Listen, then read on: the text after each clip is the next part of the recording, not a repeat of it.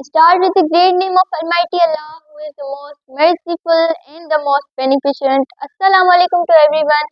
My name is Rida Zaira Sheikh and I'm from class 7th. And today my presentation topic is present perfect tense, यानी कि ज़मान कामिल हाल. In a present perfect की definition ये है. The present perfect tense is used to describe an action that has been completed recently or whose effect is still present. यानी कि वो अहिड़े कम खे बयान कंदो आहे जेको असांजो माज़ीअ में या हाल ही में थियो हुजे ऐं उन जो असर अञा ताईं मौजूद हुजे. For example, I have finished my work, यानी कि मां पंहिंजो कमु मुकमल कयो आहे. She has just left the room, उहा हाल ही में कमरे मां निकिती आहे. उन खां बाद में आहे असांजो helping verbs of present perfect tense, यानी कि हेल्पिंग वर्ब्स उन जा कहिड़ा आहिनि, हैज़ ऐं हैव. हेल्पिंग वर्ब जो हिकिड़ो रूल आहे. हैज़ असांजो यूज़ थींदो ही, शी, इट या वरी सिंगुलर नाउन सां, यानी कि अली, रिदा, ईटीसी, उन सां असांजो हैज़ यूज़ थींदो. ऐं हैव असांजो छा सां यूज़ थींदो आहे, प्लूरल नाउन सां, आई, वी, यू, दे सां. ऐं उन खां बाद में असां एग्जांपल्स पढ़ंदासीं.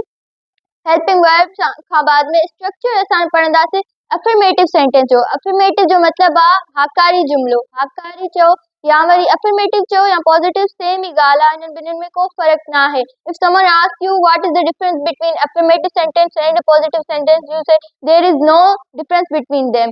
एंड इन जी असांजी स्ट्रक्चर अफर्मेटिव सेंटेंस जी ईअं थींदी. अवल सब्जेक्ट लॻंदो, पोइ असांजो हेल्पिंग वर्ब लॻंदो. असां सब्जेक्ट चेक कंदासीं, जे अगरि सिंगुलर नाउन आहे त उन सां असांजो हैज़ लॻंदो. जे असां ॾिसंदासीं त प्लूरल नाउन आहे, उन सां असांजो हैव लॻंदो. उन खां बाद में third form of the verb plus object. हाणे असांजो आख़िर में ऑब्जेक्ट लॻंदो आहे, उन खां पहिरियां असांजो लॻंदो आहे third form of the verb. For example, असांजो फर्स्ट फॉर्म आहे गिव जो गिव, उन खां बाद में सेकंड फॉर्म आहे गेव, थर्ड फॉर्म आहे गिवन. असां थर्ड फॉर्म लॻाईंदासीं प्रेजेंट परफेक्ट टेंस जी फॉर्मेशन में, अफर्मेटिव सेंटेंस में. I have finished my work, मां पंहिंजो कमु मुकमल कयो आहे. आई असांजो आहे सब्जेक्ट. उन खां बाद में हैव आहे असांजो हेल्पिंग वर्ब, छाकाणि त असां आई प्लूरल नाउन सां यूज़ कंदा आहियूं, उन सां असांजो हैव लॻंदो. फिनिश यानी कि third form of the verb, ऐं बाक़ी जो जेको आहे उहो असांजो ऑब्जेक्ट आहे. ऐं सेकंड असांजो एग्जांपल आहे she has cooked the food, हुन खाधो पचायो आहे. इन में बि असांजो अवल सब्जेक्ट आहे, पोइ असांजो हेल्पिंग वर्ब आहे, पोइ असांजो third form of the verb आहे, पोइ ऑब्जेक्ट आहे. टियों एग्जांपल आहे दे हैव प्लेड फुटबॉल, यानी कि उन्हनि फुटबॉल रांदि खेॾी आहे. उन खां बाद में आहे he has return a letter, हुन ख़त लिखियो आहे. इहो न असांखे ॿुधाईंदो त कॾहिं लिखियो आहे या कंहिं महिल लिखियो आहे, केसि ताईं लिखियो अथई, बसि असांखे ॿुधाईंदो त हुन इहो कमु कयो आहे. उन खां बाद में आहे वी हैव विजिटेड कराची, यानी कि असां कराची घुमी आया आहियूं. उन खां बाद में असांजो नेगेटिव सेंटेंस जी फॉर्मेशन आहे, स्ट्रक्चर कीअं ठहंदो आहे, सब्जेक्ट प्लस हैज़ या हैव. उन खां बाद में नोट लॻाईंदासीं, छाकाणि त हे नाकारी जुमिलो आहे. उन खां बाद में असांजो लॻंदो third form of the verb plus object असांजो लॻंदो.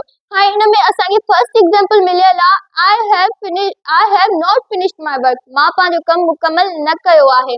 यानी कि हिते नोट असांखे छा थो ज़ाहिर करे, नाकारीअ खे, इनकार खे थो ज़ाहिर करे.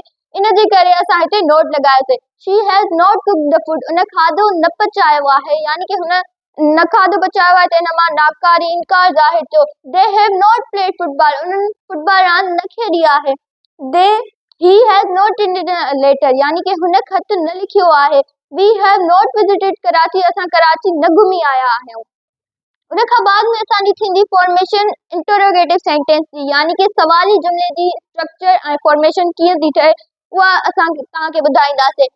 उन में असांखे इहा ॻाल्हि यादि रखणु घुरिजे त हेल्पिंग वर्ब अवल ईंदो आहे, पोइ सब्जेक्ट ईंदो आहे, पोइ असांजो third form of the verb, पोइ असांजो ऑब्जेक्ट ईंदो आहे. यानी कि असांजो अवल एग्जांपल आहे have I finished my work, छा मां पंहिंजो कमु मुकमल कयो आहे. हैव हिते यानी कि सवाल खे थो ज़ाहिर करे, इन जे करे असां हेल्पिंग वर्ब अवल ॾिनोसीं, यानी कि छा मां पंहिंजो कमु मुकमल कयो आहे. ऐं इन में लास्ट में क्वेश्चन मार्क छो इस्तेमालु थियो, छाकाणि त हे सवाली जुमिलो आहे. उन खां बाद में ॿियो एग्जांपल आहे has she cooked the food, छा हुन खाधो पचायो आहे. इन बि सवाल खे ज़ाहिर कयो. हैज़ दे प्लेड फुटबॉल, छा हुननि फुटबॉल रांदि खेॾी आहे. Has he written a letter, छा हुन ख़त लिखियो आहे. And have we visited Karachi, यानी कि इहो पाण खां ई सवाल त छा असां कराची विजिट कयो आहे, छा असां कराची घुमी आया आहियूं. उन खां बाद में असांजी फॉर्मेशन थींदी लास्टली सेंटेंस जी इंटरोगेटिव एंड नेगेटिव सेंटेंस. उन जी असांजी फॉर्मेशन कीअं थींदी आहे, बाक़ी सेम ई हूंदी आहे, बसि उन में असां नॉट एड कंदा आहियूं, यानी कि has and have plus subject plus third form of the verb plus object. Example में असांजो ईंदो have I not finished my work, छा मां पंहिंजो कमु मुकमल न कयो आहे, यानी कि इहो सवाल भी कंदो ऐं नाकारी शइ खे भी ज़ाहिर कंदो, यानी कि सवाल भी करे थो ऐं नाकारी शइ खे भी ज़ाहिर करे थो। हाणे हिन में तव्हां ॾिसो एग्जाम्पल में has she not cooked the food, छा हुन खाधो न पचायो आहे। टियों एग्जाम्पल आहे have the not played football, छा हुननि फुटबॉल रांदि न खेॾी आहे। उन खां बाद में has he not written a letter, छा हुन ख़त न लिखियो आहे। Have we not visited Karachi, छा असां कराची न घुमी आया आहियूं।